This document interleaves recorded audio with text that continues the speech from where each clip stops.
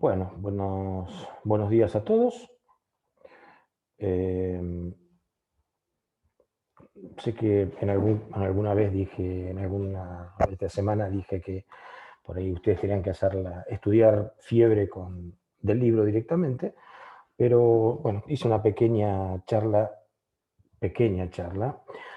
para, digamos, aclarar algunos puntos de esta signo tan frecuente y a veces tan difícil de aclarar. Eh, a ver, primero definamos las cosas. Definiciones, entonces. Fiebre es tener más de 37,3 en cavidad bucal, 37,3, otros 37,5 en cavidad bucal. Síndrome febril es fiebre más un cuadro general de astenia, de adinamia, de dolores articulares, dolores musculares, eh, algo de astenia mental, digamos, o sea, dificultad para desarrollar actividades cognitivas. Entonces, eso es fiebre más todo un síndrome sistémico eh, que condiciona el síndrome febril. ¿Qué es hipertermia? Hipertermia es una temperatura de más de 41,5 grados. ¿Qué tiene de diferente? A ver, eh, mientras que la temperatura esté controlada por el hipotálamo, el cuerpo no es tarado, sabe que si se pasa de esa temperatura, se produce lesión por calor. Entonces, mientras que esté controlada por el hipotálamo, el cuerpo no va, el organismo no va a superar 41,5 grados, luego de lo cual comienza a haber lesión de las proteínas. Ahora, si la temperatura que se eleva no está controlada por el hipotálamo, o sea, está generada o porque se produce más calor o porque se recibe calor de afuera y no se puede eliminar, entonces la temperatura puede subir, digamos, en forma no controlada y generar un episodio de hipertermia. Lo otro para definir es cuál es la temperatura normal. Nosotros tenemos, digamos, varias temperaturas, o sea, tenemos una temperatura central. La temperatura central sería una temperatura medida en la aurícula izquierda, es una temperatura que se mide obviamente exclusivamente en forma en proceso de investigación y, digamos, la consideramos normal de 37 más menos 0,5 grados centígrados. La temperatura axilar. La temperatura axilar eh, es dentro de las diferentes tipos de temperatura, es la que en general es más variable y la que tiene el número más bajo, que es 36,2 más menos 0,4. La temperatura rectal, 37,1 más menos 0,4, y la temperatura bucal, 36,8 más menos 0,4. Muy bien. Por encima de eso empezamos a hacer registro de fiebre. Por eso cuando hablamos de fiebre, hablamos de temperatura central, 37 grados más menos 0,5, por lo tanto fiebre es 37 grados, 5, más de 37,5 grados. Muy bien. Digamos, después, ¿cómo es el manejo, el control de la temperatura? El cuerpo genera temperatura, genera calor. Genera calor como un desecho, digamos, del proceso metabólico. Proceso metabólico útil hace una producción de ATP. Esto además genera calor. Entonces, ese calor se podría eliminar simplemente o utilizarlo. Y el organismo lo utiliza generando una temperatura estable, permanente, lo cual permite dos cosas. Primero, poner a todas las enzimas en un nivel de temperatura óptimo. Y segundo, al tener, digamos, los ganglios de sangre caliente, esto les permite, al generar su propio calor, les permite mantenerse en actividad con enzimas en actividad, aun cuando la temperatura exterior sea muy baja. ¿Cómo se genera la temperatura? Se genera fundamentalmente en condiciones normales a través del metabolismo hepático. Es la primera fuente de calor en condiciones basales, a la cual se agrega la actividad muscular. Cuando se comienza a hacer ejercicio y los músculos comienzan a generar movimiento, se consume ATP y eso hace que se genere una cantidad importante de calor.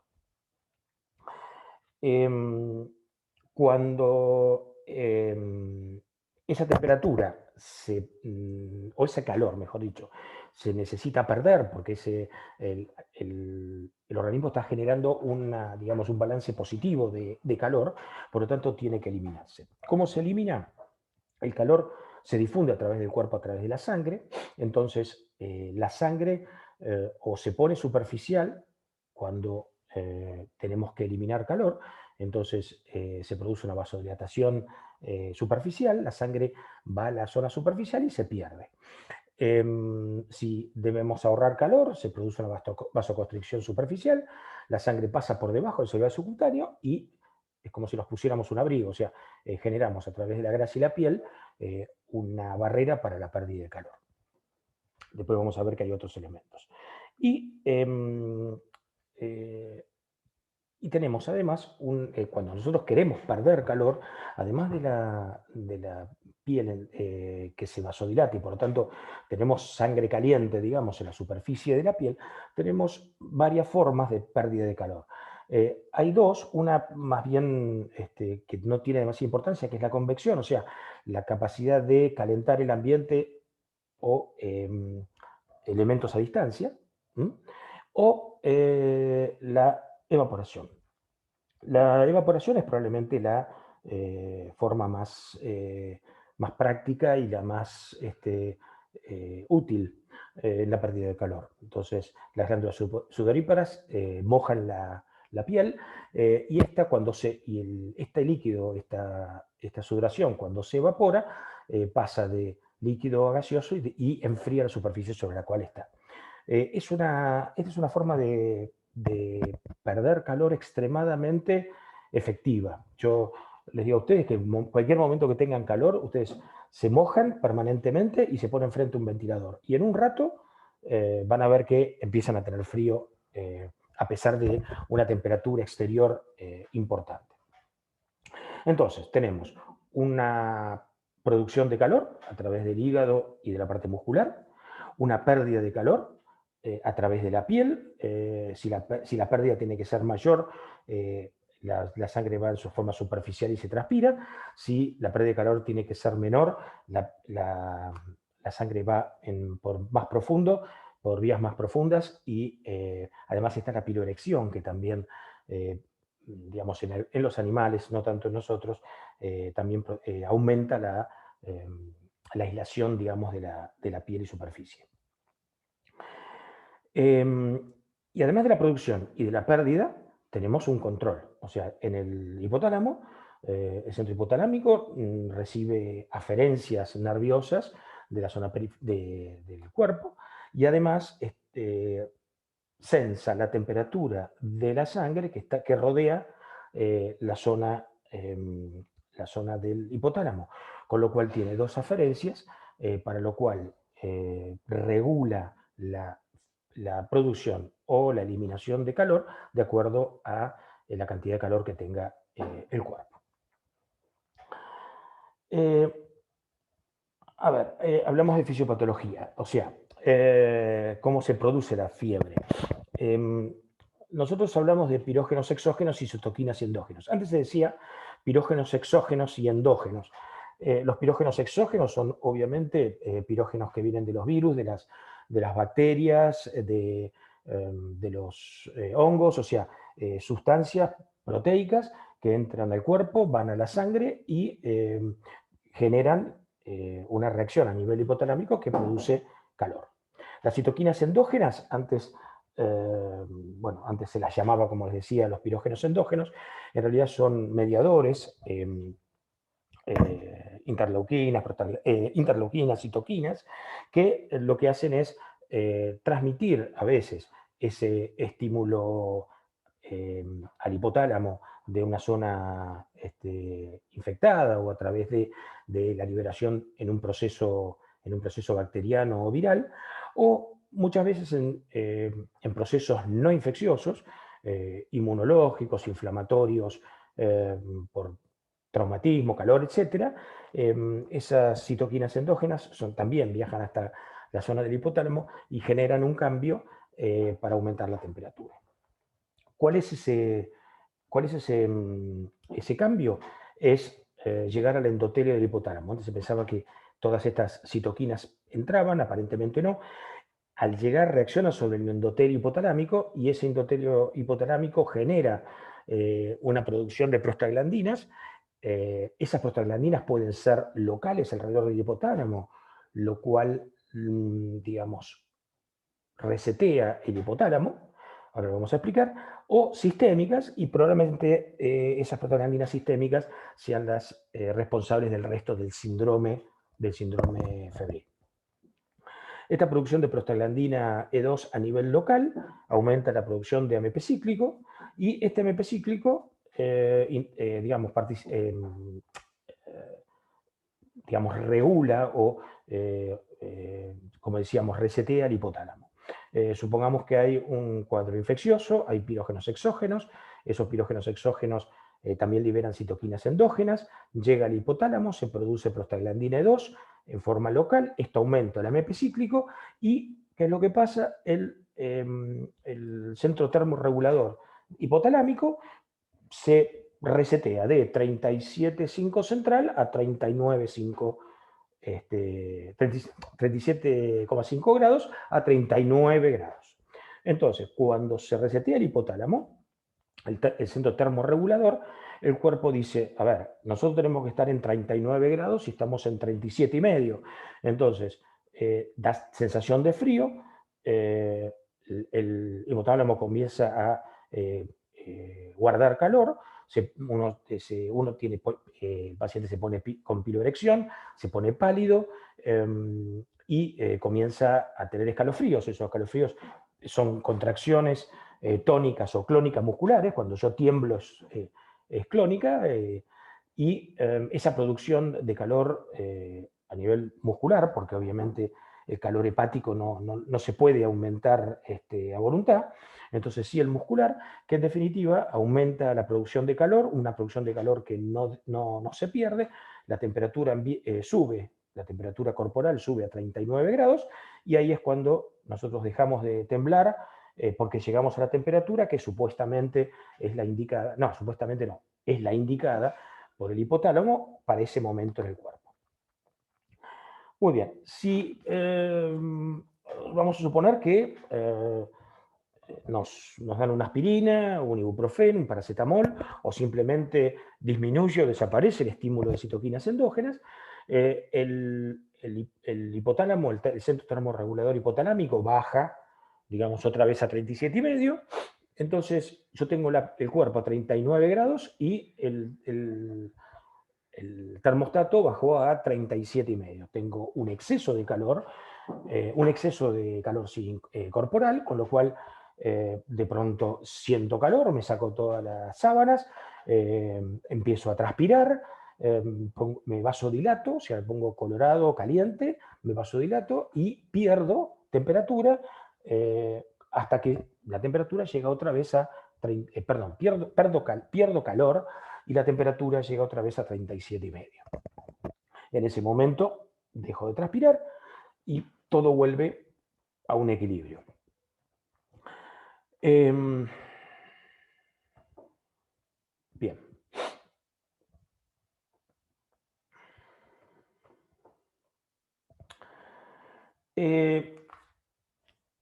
Eso es el manejo, digamos, de la fiebre. Fiebre normal, habitual, producida por sustancias, pirógenos endógenos o exógenos, que está regulada por el hipotálamo. Ahora, supongamos que no es un problema de regulación hipotalámica. Ahora supongamos que es el 4 de enero, hay un paciente por ahí añoso que está en su casa, que en realidad tiene techo de chapa, con un calor afuera de 39 grados, más la chapa al sol, entonces hay una enorme cantidad de calor extracorporal. ¿Eh? Entonces, ese aumento de calor comienza a generar digamos, un golpe de calor. El golpe de calor lo que hace es alterar el control del calor corporal, o sea, el paciente no pierde calor. Este paciente en estas condiciones, cuando empieza con golpe de calor, ustedes lo tocan, está caliente, pero no está transpirando, no está perdiendo calor que debería estar, le toman la temperatura, tiene 42 grados. O sea, el aumento de temperatura no está generado por un reseteo del termostato, sino por un exceso de calor corporal externo, con lo cual la temperatura puede subir en forma incontrolada, sube por encima de 41,5 grados y se nos empiezan a achicharrar las proteínas como un huevo duro, digamos, ¿no? Entonces, ¿qué esto puede generar? Puede generar una lesión por calor, ¿eh? Lesión por calor, independientemente de la causa que lo produzca. Entonces, puede haber exceso de calor exógeno, o puede haber calor endógeno. Por ejemplo, en un ejercicio intenso, en las reacciones a unas determinadas anestesias, se produce una contracción permanente de los músculos, lo que genera una enorme cantidad de calor que no puede ser eliminada. Entonces, ya sea por calor endógeno o calor exógeno, la temperatura aumenta y puede generar, esto se llama hipertermia. En cuanto a las curvas de temperatura, tenemos la cuartana, por ejemplo, cada 3 días de paludismo, la fiebre continua, o sea, una fiebre alta en forma permanente, una temperatura intermitente, o sea, que va desde la normalidad a la fiebre en forma secuencial, una fiebre remitente es una fiebre que es una temperatura que siempre está por encima del normal, aumentando o disminuyendo. Estas curvas tenían quizás más importancia antes, ahora alguna cosa por ahí les puede servir, pero en general no se utilizan como para hacer algún diagnóstico en base a la curva de la temperatura, no solamente con ello por lo menos. Y después vamos, vamos a decir la semiología de la fiebre, o sea, cómo manejamos semiológicamente este manejo de la temperatura. Primero, cómo la medimos. Como dije, la mejor medición tendría que ser una medición central, que sería aurícula izquierda, no es fácil medirlo. Después tenemos una medición bucal. La temperatura bucal, se pone el termómetro debajo de la lengua, se apoya la lengua y se cierra la boca. ¿Esto cuál es el punto que tiene? Es que ustedes necesitan un termómetro por paciente. Obviamente no se pueden cruzar los termómetros. Después tenemos la temperatura rectal, es una temperatura quizás un poco más exacta con respecto a la temperatura central, digamos, igual que la bucal, pero digamos, tiene un problema de, a veces hay un exceso en el intestino, la materia fecal puede generar algo de calor y eso, digamos, falsear un poco la medición. Hasta ahora la bucal entonces es la mejor. Hoy en día tenemos ahora temperatura que se puede medir a nivel timpánico, también es representativa. Y finalmente la axilar, que es la que nosotros habitualmente usamos. Es la más, digamos, es la más inexacta de todas. ¿Por qué? Porque en realidad está tomando la temperatura de la piel. Entonces, la piel puede estar, la superficie vasocontraída, puede estar fría, puede estar mojada y eso cambia totalmente la temperatura. Entonces, para hacer un registro lo más certero posible, la axila tiene que estar seca, o sea que antes de tomar la temperatura hay que secar la axila, hay que cerrar el brazo fuerte, a veces sostenerlo para que el termómetro esté en contacto con las dos caras, digamos, de la axila y dejarlo ahí el tiempo suficiente. Bien. Después la temperatura diferencial. Es una temperatura que se utilizan más los cirujanos como manifestación de un cuadro inflamatorio intraabdominal, en la cual dicen que una temperatura axilar con respecto a la rectal, si la rectal tiene más de 1 grado de diferencia con la axilar, el paciente tiene temperatura diferencial y es un dato a favor de un proceso inflamatorio intraabdominal. Con respecto al escalofrío, lo que llamamos bacteriemia, el escalofrío cuando es por la temperatura es un escalofrío y cuando es por liberación brusca de pirógenos, es un escalofrío violento, no es temblar un poquito. El paciente hasta se le mueven los brazos y las piernas, tiene movimientos muy importantes, no los puede controlar. Habitualmente esto está pasando mientras que se está generando el aumento de la temperatura previo al síndrome febril. Muchas veces en ese momento, cuando ustedes lo tocan, el paciente está frío. ¿Por qué? Porque está en la etapa en la cual está vasocontraído tratando de generar calor. Entonces es típico que dice, no, debe tener fiebre, ustedes le ponen la temperatura axilar y tiene 34 grados. O sea, al revés, está vasocontraído, la piel está vasocontraída y por lo tanto la temperatura superficial es más baja, no solamente no es más alta.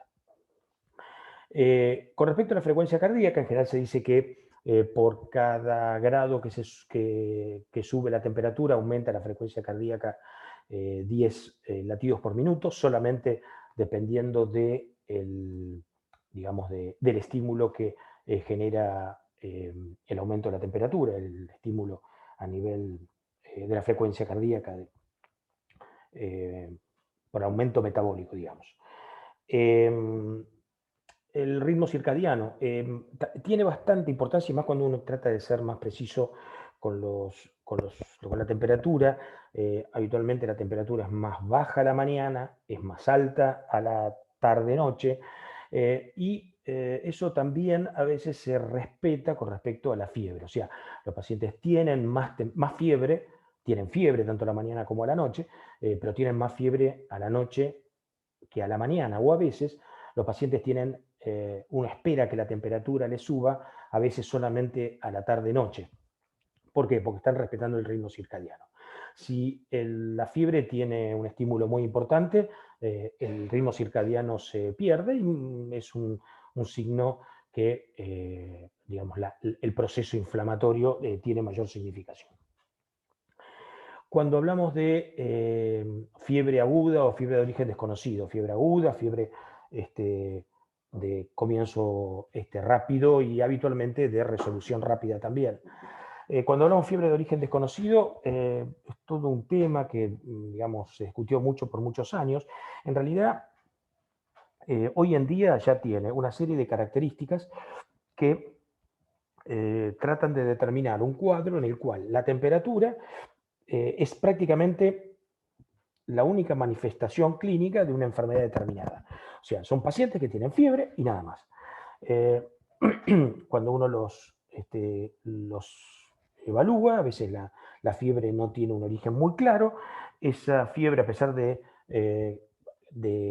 estudios importantes, no se llega a la causa, y cuando pasan 3 semanas, el cuadro clínico se le toma el nombre de fiebre de origen desconocido y entra en un protocolo de diagnóstico un poco más estricto.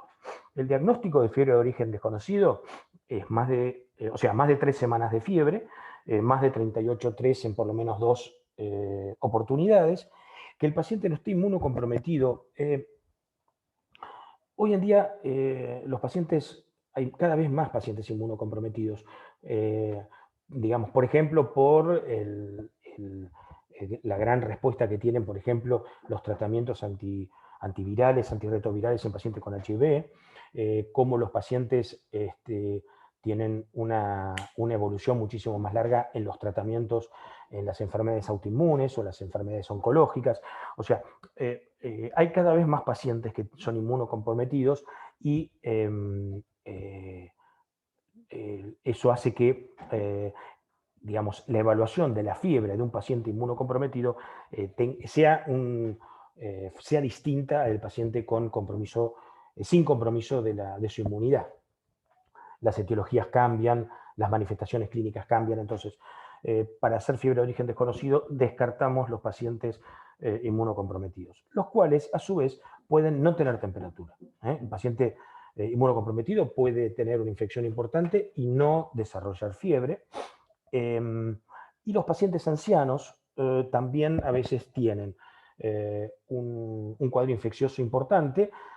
Recuerden los que yo les digo, muchas veces la única manifestación son alteraciones del estado de conciencia o episodios de desorientación temporoespacial. Ustedes le toman la temperatura, no tiene temperatura, y dicen, bueno, algo infeccioso no tienen, le hacen un sedimento urinario, tiene una infección urinaria, le tratan la infección urinaria y le arreglan el estado de conciencia. O sea, muchas veces los pacientes ancianos desarrollan manifestaciones de un cuadro infeccioso que no es la fiebre. Bueno, muy bien. Al final fue un poquito más largo de lo que pensaba. Espero que les sea útil. Esto es un pantallazo. Como siempre les digo, después vuelvan al libro, que no muerde. Y bueno, cualquier duda, cualquier cosa me avisan. Un gusto. Muchas gracias. Hasta luego.